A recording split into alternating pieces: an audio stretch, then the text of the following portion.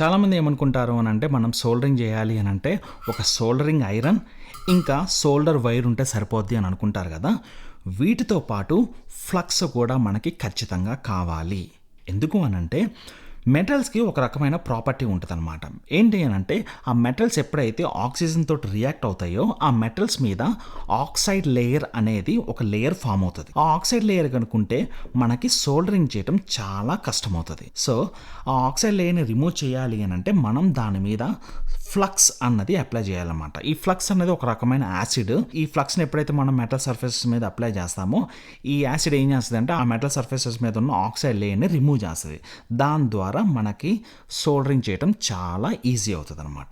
సింపుల్గా నేనైతే ఒకటే రూల్ చెప్తాను. మీ దగ్గర కనుక ఫ్లక్స్ కనుక లేకపోతే సోల్డరింగ్ చెయ్యాలి అనే ఉద్దేశాన్ని మానుకోండి. ఫ్లక్స్ కొనుక్కున్న తర్వాత మాత్రమే సోల్డరింగ్ అన్నది చేయడం మొదలుపెట్టండి. ఓకే, మీకు ఇంకా ఇలాంటి ఇంట్రెస్టింగ్ విషయాలు తెలుసుకోవాలి అని అనుకుంటే నా ఛానల్లో ఎస్ఎండి సోల్డరింగ్ ఎలా చేయాలి అని చెప్పి ఒక డీటెయిల్డ్ వీడియో చేసి ఆల్రెడీ పోస్ట్ చేశాను.